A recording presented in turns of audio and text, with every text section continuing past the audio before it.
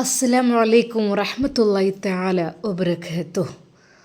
മാതാപിതാക്കൾ ജീവിച്ചിരിക്കുമ്പോൾ മക്കൾ മരണപ്പെടുക പറഞ്ഞാൽ അത് ആ മാതാപിതാക്കൾക്ക് ഒരിക്കൽ പോലും സഹിക്കാൻ പറ്റുന്ന ഒന്നായിരിക്കില്ല. ആദ്യമേ നമുക്ക് ദുആ ചെയ്യാം. അല്ലാഹുവേ, ആ ഒരവസ്ഥയെ തൊട്ട് ഞങ്ങളെല്ലാവരെയും നീ കാത്തുരക്ഷിക്കണേ അല്ലാ. എന്നാൽ സങ്കടകരമായ ഒരു വാർത്ത കേട്ടു. 19 വയസ്സുള്ള ഫാത്തിമ റെന, അതെ, അവൾക്ക് നാട് വിട നൽകി. ഒന്നുമില്ലാതിരുന്ന കുട്ടിയായിരുന്നു. പാനൂർ എന്ന സ്ഥലത്തിനെ കണ്ണീരിലാഴ്ത്തി 19 വയസ്സുകാരിയുടെ വിയോഗം.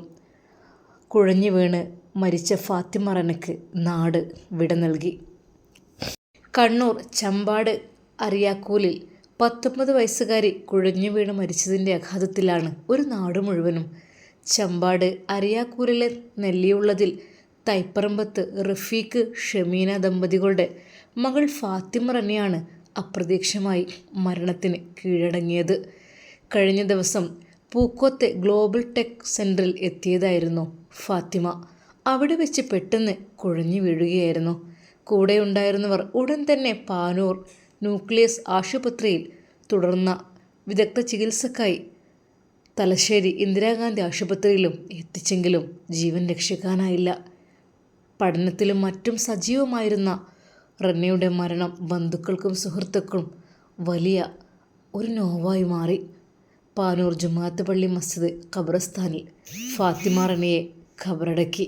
അല്ലാഹു സുബ്ഹാനഹു വ തആല പെട്ടെന്നുള്ള മരണത്തെ തൊട്ട് നമ്മളെ മക്കളെ എല്ലാവരെയും കാത്തുരക്ഷിക്കട്ടെ. ആമീൻ യാ റബ്ബൽ ആലമീൻ.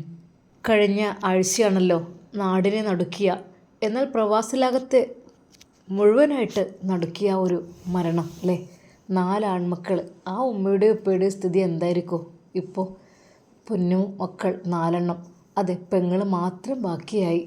അവർ അള്ളാഹുവിലേക്ക് യാത്രയായി. അള്ളാഹുവേ, ആ മാതാപിതാക്കളെ ഞങ്ങൾ മറന്നിട്ടില്ല അല്ലാ.